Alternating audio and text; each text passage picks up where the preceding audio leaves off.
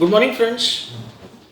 This is a discussion which will have one part on the topic of debt syndication, rather, debt advisory. In layman's language, a person who's involved in sourcing funds for his clients, his or her clients, from banks, financial institutions, private equity players, NBFCs, cooperative banks, cooperative credit societies, et al.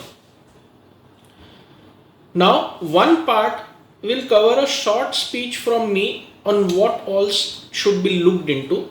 The other part of this video, in this same video, will be all the documents which is to be sourced from the clients, the real estate format which is to be filled in case of builders, what is the summary of the property you should prepare in your office, such all things to be assembled in your own office and then handed over to the bank for further due diligence on the same. Now friends, debt syndication, debt advisory मतलब loan source करा के देना clients के लिए, कोई जुगाड़ या over the night workshop नहीं है ये. First thing, there are DSAs, debt selling agencies, which the banks appoint on their behalf to source clients for them, and they will undertake a due diligence and see whether a loan can be given to the prospective client or not. So there are many DSAs, debt syndicators, debt advisors like myself and some other people also in this field to whom I am connected with, and other normal due diligence experts who do the due diligence of the file and etc. for the banks and everything. Number one thing you should remember, the client is in a crunch. He wants to adapt to newer technological needs of the industry, wants to expand in his factories, wants to expand in his business, so he needs finance from banks or financial institution to fund his business needs. As he does not have the requisite sourcing of such debt or finance, he doesn't have the network within his organization to source such funds. He appoints a debt syndicator or a debt advisor who will advise him and source him the requisite finance from a particular bank. Number one, never ever log in files at the drop of a hat with various banks. Even an inquiry will cost the client to lose 10 to 30 points in his CIBIL score, which means even though he is not a defaulter, even though there are no DPDs, that is delay payment days, he is absolutely perfect in his existing loan, still there is a drop in his CIBIL. Why? Because the number of inquiries with the bank, this is a hidden fact, brings down the CIBIL score by 10 to 30 points, even 15 or 20 points with every inquiry in the banks. Never do this. Second, which is rather the most important thing a debt advisor should do, meet the client first. Whenever a proposal comes through your network or somebody, insist on meeting the client first. Have a look at his factories or traders, shops or whatever it is. Gauge yourself whether you can get this done. Then explain to him the ways and means of finance that you will look at for him at a particular point of time. Now, after this, you obtain all his documents. Meeting का मतलब ये नहीं है कि आपने commitment दे दिया, आप सिर्फ लोन अरेंजर है, आप फाइनेंसर या लेंडर बनने का कोशिश बिल्कुल ना करें. आप सिर्फ क्लाइंट से मिलके उसका ऑथेंटिसिटी देख रहे हैं, कोई कमिटमेंट मत दीजिए, बिकॉज आप सिर्फ डेट अरेंजर है, फंड सिंडिकेटर है. Bank is the soul authority which will take a decision whether to give a loan or not. तो दूसरे मुद्दे पे आते हैं कि आप डॉक्यूमेंट्स क्या क्या लेंगे. Documents, Obtain the KYC. At least last 3 years audited financial with complete schedule, annexures and auditor's report along with the ITR of company, the partnership firm or the proprietorship firm, and all its directors and partners and the proprietor as well. The provisional financial for the next financial year. जैसा अभी आप कोई loan source कर रहे हैं तो financial year ending 31 मार्च 2021 तक का प्रोविजनल फाइनेंशियल्स आप मंगा लीजिए, which will help you in gauging how the company has progressed. In financial year 2021, there is bound to be a dip in earnings of professionals, proprietorship firms, companies, which is normal due to the COVID pandemic.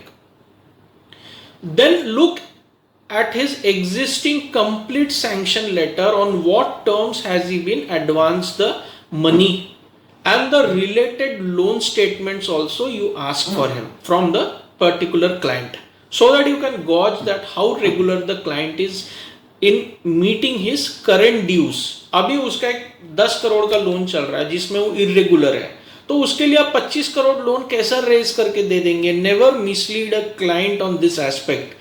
If you can't do a loan, tell him within 7 or 10 days. This will ease your burden. It will not waste your time. It will not waste the client's time. He will start looking elsewhere. But the burden is off your head. This is what you should remember. Then obtain all the statutory compliance documents like his licenses, trademarks, copyrights, his GST registration. Look at his TDS returns, whether he has paid the income tax on time, advance tax on time, filed his GST return, the GST liability is totally regular. Why a debt syndicator should do all this exercise? Because you are going to charge him a fees post disbursement of 0.5% or 1% or 0.75%. So you should be able to gauge yourself whether this loan can be done or not. This is very important. Study all these documents. Prepare a ratio analysis sheet. The sheet is attached in this video later on. Have a look at all the documentation. Then advise the client or sit with the client or his chartered accountants again, and whatever queries you have in mind or you have mailed him, get all the queries cleared at your end first. Remember, you are going to represent the client in the bank. The client is not going to come daily to the bank. That is why he is paying you 1% or 0.5% or 0.75%. So prepare the entire file in your office. There is a list of documents which is there at the end of this video, which you should obtain first hand from the client. Have a look at it yourself. If it is a negative current ratio, a negative net worth, this, that, whatever, then just drop the file, speak to 1 or 2 bankers, don't log in the file first. Once you are sure that yes, instead of 20 crores or 10 crores, you can get him some X amount, speak to the client. Sir, आपका requirement 10 crore है, ये bank के हिसाब से 8 करोड़ हो रहा है, मैं ये 2 banks में जा रहा हूँ. Always go with 2 options. Don't log in the file. Complete the file at your end and give it to the bank. So even the bank is satisfied that a complete file has come to them. These days, the branch power is almost nil vis-a-vis business loans. Bigger loans will go to the central processing cell, that is the CPC of the bank. Keep that in mind. There should be only the committee meeting which you should attend, not कि GST registration certificate नहीं है, 2 return नहीं है, TDS नहीं है, ये सब आपने अपने ऑफिस में complete करके रखना चाहिए था. So look at all these aspects before putting in a file. This is with normal cases. For infra companies, obtain the work order copies in hand also, jobs under execution, jobs in the pipeline. These things also have to be sourced from the client. This should be done in your office. Charge a basic fees, whatever you think fit. Don't provide free services to anybody. Nobody is going to respect you for free services. Once you charge, the client will start communicating with you. Keep everyone involved in your earning. If you're taking 1% fees, the person who has brought you the file also would like to earn something. Make him earn. Share some fees with your associates also, because you grow. When you grow, you will grow together. You will not grow individually. Because why is that person bringing you the file? Because he also wants to earn. There are certain banks, जैसे Standard Chartered है, कोटक है, HDFC, rather all banks these days will look at the statutory compliance. इसमें कोई pending demand है तो client से बात कर लीजिए. मतलब when the client attends the committee, he is totally ready with the explanation which the bank again is going to ask him. There is one area जिसमें आप अपना दिमाग बिल्कुल मत लगाइए unless and until you are a LLB specialist, that is you are a lawyer. That is the collateral and the primary security concerns of the client. इसमें आप ज़्यादा समझने का कोशिश मत करिए. बैंक मैनेजर या कमिटी भी ज़्यादा नहीं समझता इसमें, वो अपने लीगल एक्सपर्ट्स को दे देते हैं.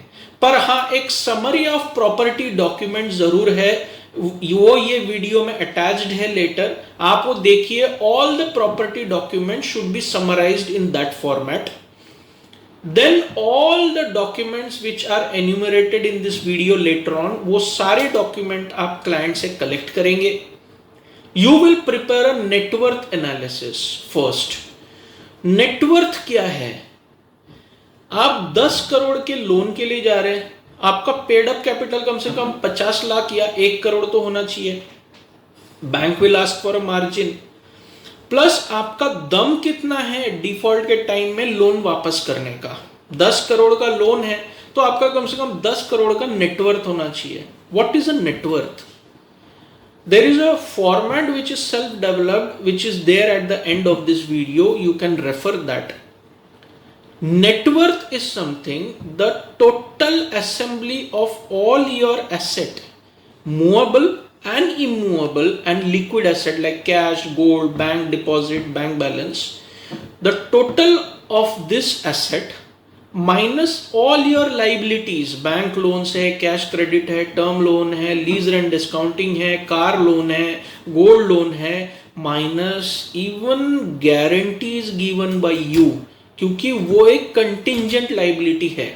आपको बैलेंस शीट के नीचे लिखा मिलेगा सीए का contingent liability, bank guarantee of x amount. वो जब अगर इन्वोक हो गया और आप अगर कहीं किसी को गारंटी दिए तो आपको पे करना पड़ेगा वो. So guarantees also should be deducted from the net worth.